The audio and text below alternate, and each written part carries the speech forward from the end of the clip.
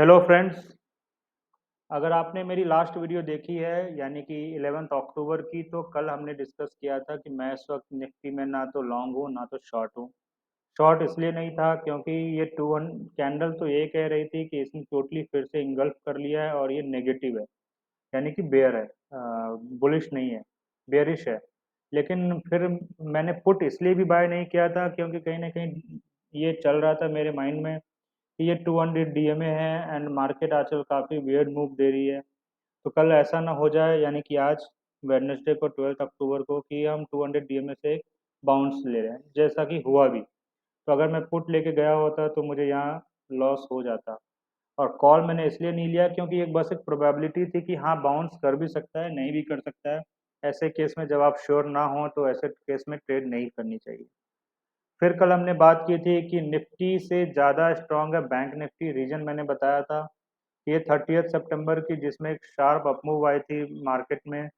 Nifty ने कल उसे ब्रीच कर दिया था क्लियरली, एंड उसके नीचे ही था। लेकिन अगर आप वही बैंक निफ्टी देखते हो तो बैंक निफ्टी में क्या हुआ। बैंक निफ्टी में ये 30 सितंबर की कैंडल है, कल बैंक निफ्टी ने इसे नहीं ब्रीच किया था। और अगर आप अभी देख रहे हो तो first second third fourth fifth, आज फिफ्थ डे है जब बैंक निफ्टी इसके ऊपर स्ट्रेंथ लेके टिका हुआ है। तो अगर जैसे मैंने इसे इसकी क्लोजिंग को जैसे मैंने रेजिस्टेंस बनाया तो फर्स्ट 15 मिनट पे मुझे क्या दिखता है, 15 मिनट की कैंडल पे, सॉरी 15 मिनट के चार्ट पे मुझे क्या दिखता है कि बैंक निफ्टी आज एग्जैक्टली इधर से ही बाउंस हुई और फिर इसने अपने लो को कभी टेस्ट नहीं किया। तो इससे तो ये क्लियर हो रहा है मुझे कि बैंक निफ्टी इस वक्त ज़्यादा स्ट्रेंथ में है कंपेयर टू निफ्टी। तो आइए अब देखते हैं कि कल के लिए क्या करना चाहिए। क्या फिर से नो ट्रेड जोन है या फिर कुछ कर सकते हैं। तो मैंने आज निफ्टी में तो कुछ नहीं किया है, लेकिन बैंक निफ्टी में मैंने एक पोजीशन बनाई है।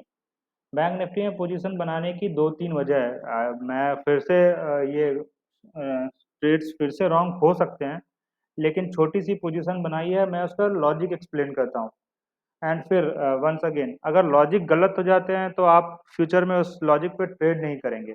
लेट्स से कि आज मैंने किसी पर्टिकुलर लॉजिक पे ट्रेड किया है और ये कल फेल हो जाता है, तो इट्स वेरी ऑब्वियस कि मैं फ्यूचर में इस लॉजिक पे कभी ट्रेड नहीं करूंगा। लेकिन हर ट्रेड का एक लॉजिक होना चाहिए कि हमने ये लॉजिक किया है, तभी आप सीख समझते हैं और लर्न करते हैं। तो चलिए मैं आपको लॉजिक बताता हूँ कि बैंक निफ्टी में ट्रेड क्यों किया है।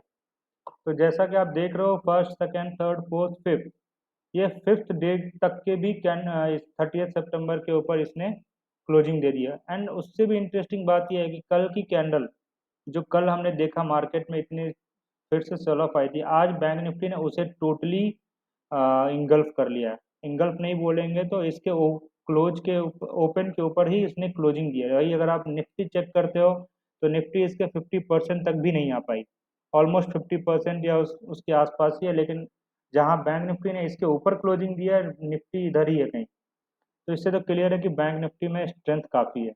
अब बैंक निफ्टी में स्ट्रेंथ होने की वजह अ, मुझे ये तो दिख गया कि स्ट्रेंथ है।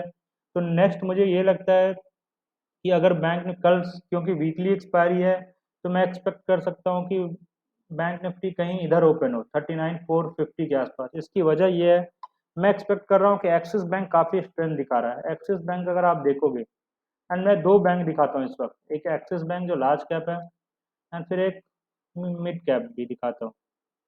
मिड कैप और small cap, C U B, I am not very sure as of now, लेकिन स्मॉल कैप होगा मोस्ट प्रोबेबली।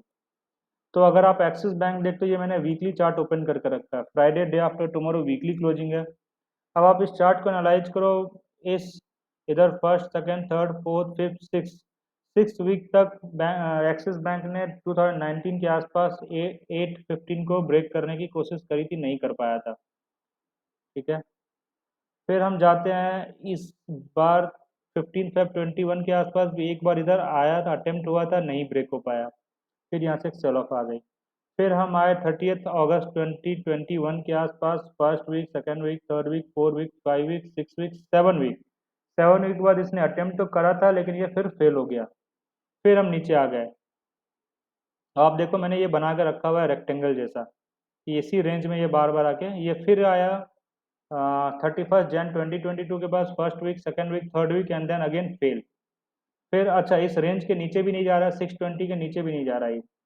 फिर हम इधर आ गए 11 अप्रैल 2022, first week, second week and then again fail. फिर इंटरेस्टिंग थिंग ये है कि ये अगेन 12 सितंबर, 19 सितंबर एंड देन अगेन फेल। लेकिन इस बार की जो सेल ऑफ आई, अब आप देखो, हर बार की सेल ऑफ आ रही थी तो ये बहुत तेज नीचे आ रहा था, यहाँ से भी तेज नीचे आ रहा था, यहाँ से भी तेज नीचे आ रहा था। ये भी शार्प सेलिंग आ रही है, ये भी शार्प सेलिंग आ रही है। लेकिन इस बार की सेलिंग शार्प नहीं थी। ये इस बार इसने इमीडिएट रिकवरी की है। और इमीडिएट रिकवरी के बाद आप देखो ये कैंडल कैसी क्लोज हो रही है। और as of now Axis Bank अभी वीकली क्लोजिंग नहीं हुई है, लेकिन इस कैंडल से और इतनी सी स्लाइटली सेलिंग से हमें क्या समझ में आ रहा है कि क्या इस बार एक्सिस बैंक स्ट्रेंथ में है। तो मैं समझता हूँ कि इस बार एक्सिस बैंक स्ट्रेंथ में है, और इस वीक अगर इसने, जैसे हमने ऑलरेडी पोजीशन बना लिया 770 के ऊपर, इस गैप के ऊपर, तो अगर इस बार एक्सिस बैंक लेट से 815 816 के ऊपर क्लोजिंग दे देता है, वीकली चार्ट पे मैं बोल रहा हूँ, लेट्स अज्यूम कल थर्सडे है, वीकली एक्सपायरी है, कल ही ये इसके ऊपर आ जाता है, तो जिनके पास पोजीशन नहीं है वो वेट करें, जिनके पास ऑलरेडी पोजीशन है वो फ्राइडे तक की वेट करें। मैं एक्सपेक्ट करता हूँ अगर ये ब्रेकआउट दे देता है तो फिर जिन्होंने पोजीशन नहीं बनाई है वो इसमें एक पोजीशन बना सकते हैं, क्योंकि ये काफ़ी लंबी रेंज की ब्रेकआउट होगी। एक तो इसे रेक्टेंगल ब्रेकआउट भी कहा जा सकता है।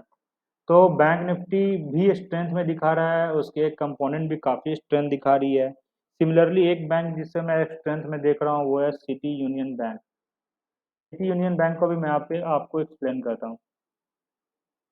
सेम सिटी यूनियन बैंक, इधर एक 2020 में 9 नवंबर को 187 इसने ब्रेक करना चाहा, ये फेल हो गया। फिर इधर ब्रेक करना चाहा, फेल हो गया। फिर इधर ब्रेक करना चाहा, फिर नेक्स्ट वीक फेल होते चले गए, इधर भी हो गया, ये फेल होता चला गया। ये फिर अब वीकली क्लोजिंग में सेम, ये फिर इधर जाने की कोशिश कर रहा है। तो आप कहेंगे कभी वीकली क्लोजिंग नहीं हुई, हो सकता है कैंडल ऐसा ही कुछ बन जाए, तो पॉसिबल है, ऐसा बन सकता है। लेकिन अगर अब मैं इसे डेली चार्ट पे करके देखता हूँ तो इस रेंज की तो इम्पोर्टेंस आप समझ गए हो। ये नीचे जाने के बाद 1 2 3 4 5 6 7 8, 8 डेज इस रेंज में इसने कंसोलिडेट किया एंड देन 7 अक्टूबर को इसने ब्रेक किया। 2 दिन इसने इधर ही, अभी देखो कल मार्केट में इतनी स्ट्रॉन्ग सेल ऑफ आई, लेकिन ये इसने इस रेंज को नहीं ब्रेक किया 176।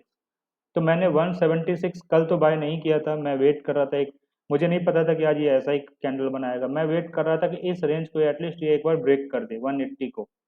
180 को ब्रेक कर दिया, 177 176 is the best stop loss. So 181 के आसपास हमने लॉन्ग किया इसमें, 177 स्टॉप लॉस है मेरा। अगर कोई इसमें पोजीशन बनाना चाहे 177 स्टॉप लॉस है।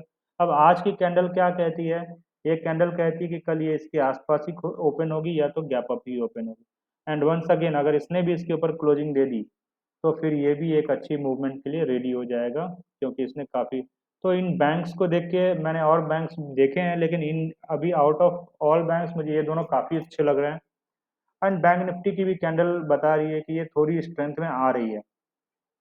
तो हो सकता है इंडेक्स वोलेटाइल रहे लेकिन स्टॉक स्पेसिफिक मूवमेंट आती रहेगी।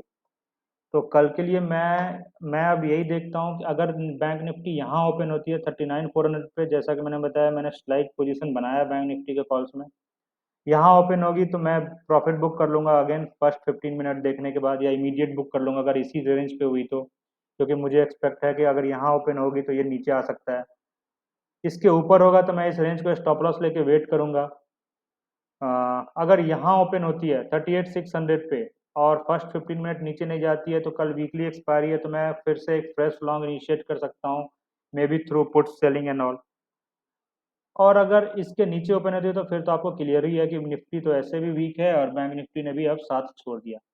अगर इस बीच में पूरे रेंज में कहीं भी ओपन होता है, इस पूरे बीच में मिड में, तो मैं वेट करूंगा कि या तो बैंक निफ्टी यहाँ एक बार आए या तो एक बार यहाँ आए। इस पूरे बीच में आप ट्रेड नहीं ले सकते हैं, स्पेशली लॉन्ग कॉल या लॉन्ग पुट। तो इस बीच में आपको करना क्या होगा, अगर यहाँ ओपन होकर ऊपर तक जाती है आप कॉल सेल करो, यहाँ ओपन होकर ऊपर जाती है आप पुट सेल करो। अगर आपने लॉन्ग कॉल या लॉन्ग पुट सेल करने की कोशिश की, लॉन्ग पुट या लॉन्ग कॉल, तो आपके लॉस होने के चांसेस काफ़ी ज़्यादा है।